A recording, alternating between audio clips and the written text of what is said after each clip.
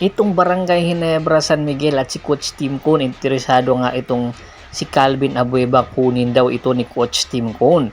Kasi napapabalita nga ang barangay or ang Magnolia Pambansang Manok Timplados matapos nga pakawalan si Gio Halalon ay sinunod na nga itong si Jackson Corpus na hindi na nga pinapirma pa ng extension contract matapos ang 5 taong pamamalagi nito sa Magnolia. At malaki ang posibilidad na isusunod na rin itong si Calvin Abueva.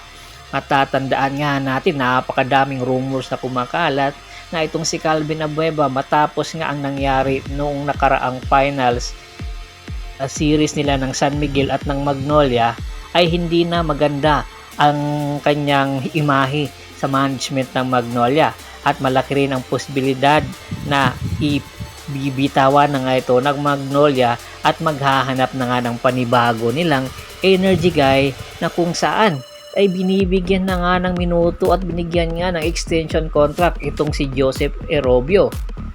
Mukhang ito nga ang papalit sa pwesto ni Calvin Abueva sa Magnolia Pambansang Manok Timplados, itong si Joseph Erobio. Si Joseph Erobio, napakaganda ng kanyang ipinakita sa nakaraan conference na kung saan ang kanyang minuto ay tumataas at ang kang Calvin Abueva ay bumababa dahil na rin nagkakaroon ng injury at hindi na nga rin effective itong si Calvin Abueva sa management or sa sistema ni Coach Gito Victolero. Kung meron man itong minuto ay hindi na kasing taas ng una nitong pagdating sa Magnolia Pambansang Manok Timplados. Kaya naman ang Magnolia, rather ang Barangay Ginebra at si Coach Tim Cone tinitingnan na ang posibilidad na baka i-trade itong si Calvin Abueva sa Northport at dito inaabangan na ni Coach Tim Cone na kukunin ito sa Northport at magkakaroon sila ng panibagong trade sa Northport Batang Pier. Kaya ayon nga sa isang report, posible na ang pakakawala ng Northport itong si Joshua Monson at ipapalit itong si Calvin Abueva. At pagkatapos noon ay ititrade din ito sa Barangay Ginebra San Miguel at marami nga ang naghihintay ng mga trade asset ngayon ang Barangay Ginebra San Miguel para sa Northport para makuha itong si Calvin Abueva. Una nga napapabalita na itong si Calvin Abueva ay interesado rin makuha ng Converge Fiber Xers. I doubt it nga ibibigay ito ng Northport Batang Pier papunta sa Converge Fiber Xers nang ganun-ganun na lang matapos nga itong kunin matapos nga pakawalan ito ng Magnolia. Kaya ang magiging destinasyon talaga nitong Calvin Abueva ay ang Barangay Ginebra San Miguel, which is nangangailangan nga si Coach Tim Cone ngayon ng isang energy guy at malaki ang posibilidad na magbabago ang imahe ni Calvin Abueva kung maililipat ito sa Barangay Ginebra San Miguel. Alam natin na si Coach Tim Cone iba magdisiplina ng mga players, hindi ka basta-basta magpapasaway dahil kung magpapasaway ka ay tiyak sa kangkungan ang iyong magiging destinasyon, katulad na lang kay Christian Hardinger na kung saan itrade na nga sa Terra Firma Jeep at pinakawalan na ng Barangay Ginebra at naghanap na ng player na kanyang makakapalit. At ito pa isang balita, matapos nga marami ang nagtatanong nasaan na ba itong si Adrian Wong.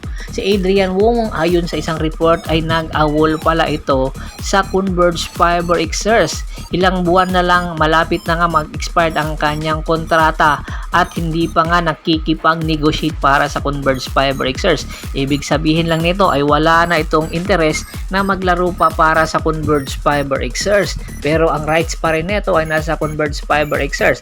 Pero arami na rin ang nagsasabi hindi na interesado ang Converge Fiber Xers na i-extend ang kontrata nito at posibleng pakawalan na nga ito at ilagay na sa free agent market. Alam nyo ba, isa pala sa mga plano ni Adrian Wong ay talagang mag-awol na or mag-sabbatical leave at sa pagbabalik nga nito ay ang destinasyon nga nito ay ang San Miguel Bermen. Malaking tulong itong si Adrian Wong sa San Miguel Bermen kung sakasakaling ang makuha ito ng San Miguel, lalong-lalo na nagkakaedad na itong si Marcio Lassiter. Inahahalin tulad nga ito sa laruan ni Marcio Lassiter. Isa rin itong sniper at the same time defender na posibleng makatulong nga sa San Miguel Bermen habang hindi pa nagre-retiro itong si Marcio Lassiter. Mataas din ang field goal percentage nitong si Adrian Wong pagdating sa outside shot especially sa 3-point shot. Napakataas ng field goal percentage nito noong nasa Ateneo pa ito. Hindi lang ito nabibigyan ng minuto sa Converge Fiber Xers at noong nakuha ito ng Rain or Shine Elasto Painters, pero naglaro ito sa Magnolia ha. Napakaganda ng ipinapakita nito at napakataas nga ng kanyang minutong ibinibigay sa kanya ni Coach Chito Victorero. Kanya lang pinakawalan ito Bayatry dahil nga mas nairon nakita ang Magnolia na magandang player para posibleng makatulong sa kanilang lineup. Ito lang ang nasayang ng Magnolia kung bakit pinakawalan nila ito. Maganda sana itong asset sa kanilang lineup, si Adrian Wong. Kaya naman tinitingnan na ngayon ni Adrian Wong ang kanyang posibilidad na magkakaroon ito ng spot sa San Miguel Bearmen, lalong-lalo na kailangan ng San Miguel Bearmen ang mga outside shooter. Ilan lang sa mga player ngayon ng San Miguel Bearmen ang mayroon outside shooting: si Marcio, si Truliano, at syempre itong si Jericho Cruz. Pero itong si Jericho Cruz hindi consistent pagdating sa outside shooting, kaya malaking tsansa na magkakaroon nga ito ng spot si Adrian Wong. Kaya aabangan natin kung mapapapirma ba ito ng San Miguel Bearmen, lalong-lalo na nasa free agent market na ito. Bago pa man natin tapusin ang ating kwentuhan, shout out muna tayo sa ating mga solid na followers na laging sumusuporta sa atin. Kay Kagawad Kat sa Kinudukusin ng Hagonoy, Bulacan, Anthony Lucky Alon, Yornel Belches, Yonel Alicante, Ricky Lanza ng Ricky Rider TV ng Tansa Cavite, Adrian Dulay at sa Dulay Family, Ronald Bersubida, Jan David Golapa, at si Mr. Michael Rosalado at Dennis Rosalado ng Calbayog City, Samar. Marami pong salamat sa walang sawa niyong pagsuporta. Pakibisita na rin po ng Facebook fanpage ko na Hapres PH, Paul Goso, sa YouTube channel ko na Hap Court Race PH, Percival Monteron, at syempre sa TikTok channel ko na Percival Monteron Channel. Hanggang sa muling kwentuhan, maraming salamat po.